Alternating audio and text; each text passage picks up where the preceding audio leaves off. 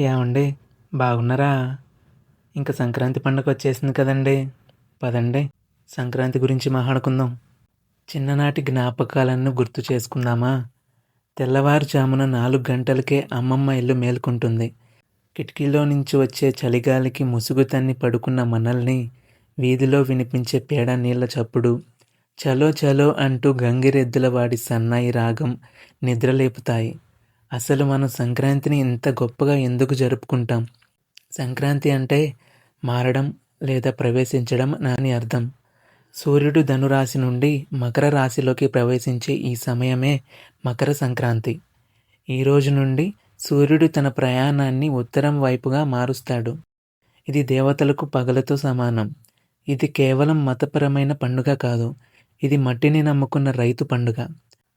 ఆరాగాలం శ్రమించి పండించిన పంట ఇంటికి వచ్చే సమయం. ప్రకృతికి, సూర్యుడికి, భూమాతకు కృతజ్ఞతలు చెప్పుకునే సందర్భం.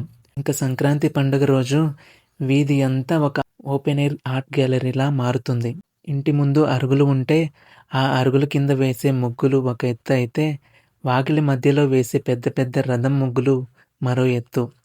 ఆ ముగ్గుల నిండా రంగులు అద్దడం, పక్కింటి ముగ్గులతో పోల్చుకోవడం ఒక యుద్ధంలా అనిపించేది.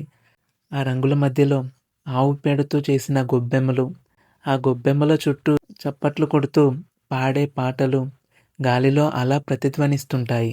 హరిలు రంగా హరిహరి అంటూ గంభీరమైన కంఠంతో హరిదాసు వస్తుంటే, తలపై ఉన్న ఆ పాత్రలో బియ్యం వేయడానికి పిల్లలందరం ఎగబడేవాళ్ళం.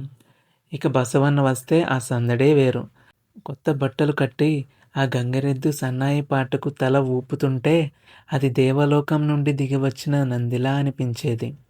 ఇంకా పండుగ మొదటి రోజు భోగి అంటే మనసులోని పాత ఆలోచనను వదిలేసి కొత్తదనం వైపు అడుగు వేయడం. వీధి చివర వేసే భోగి మంటల దగ్గర ఊరంతా పోగవుతుంది. ఇంట్లో ఉన్న పాత వస్తువులు, కట్టెలు ఆ మంటల్లో వేస్తూ భోగి మంటలు, చలి మంటలు అని అరుస్తుంటే ఆ సెగకి మొహం ఎర్రబడేది. ఈ పండుగ అసలైన రుచి వంటింట్లో ఉంటుంది. కొత్త బియ్యం పిండి, తాటి బెల్లం కలిపి అమ్మమ్మ చేసే అరిసెల వాసన ఇల్లంతా నిండిపోయేది. రోకలితో పిండి దంచడం, పాకం పట్టడం అదొక పెద్ద ఈవెంట్. నెయ్యి చుక్క వేసిన వేడివేడి అరిసె, గవ్వలు, జంతికలు, బూరెలు ప్లేట్ నిండా పెట్టుకొని తింటుంటే వచ్చే ఆ తృప్తికి సాటి ఏముంది? అల్లుడు గారు ఇంటికి వస్తే 20 రకాల వంటకాలతో విందు భోజనం అరిటాకులో వడ్డిస్తుంటే మరిన్ని వేయండి అని అడిగి మరీ తినిపించే ఆ మర్యాదలు భలే ఉండేవి. పండుగ రెండో రోజు కనుమ. ఆ రోజు తోటల్లో టెంట్లు వెలుస్తాయి. పందెం కోళ్ళ అరుపులు ఊరంతా వినబడతాయి. పందెం బరిలో జనం కేకలు, ఆ ఉత్సాహం. అక్కడ గెలుపు ఓటముల కంటే ఆ పౌరుషానికి విలువ ఎక్కువ. ఇక ప్రభల తీర్థం. ఆకాశం ఎత్తున అలంకరించిన ప్రభలు ఏకాదశి రుద్రులలాగా వాగులు దాటుకుంటూ వస్తుంటే వేలాది మంది జనం మధ్య ఆ శోభ చూడడానికి 2 కళ్ళు చాలవు. డప్పుల మోత, శివతాండవం లాంటి నృత్యాలు ఆ ప్రాంతపు గాలిని సైతం ఊపేస్తాయి. తిరుగు ప్రయాణం అయ్యేటప్పుడు అమ్మమ్మ కళ్ళల్లో కనిపించే చిన్న కన్నీటి చుక్క, మళ్ళీ ఎప్పుడొస్తావురా అని తాతయ్య అడిగే ఆ స్వరం, ఇవే కదా మన అసలైన ఆస్తులు. టెక్నాలజీ ఎంత పెరిగినా ఆ పచ్చని చీల గట్టున నడిచే ఆనందం ఏ విర్చువల్ రియాలిటీ ఇవ్వలేదు. మీకు, మీ కుటుంబ సభ్యులకు మన పచ్చని పల్లెటూరి సంక్రాంతి శుభాకాంక్షలు.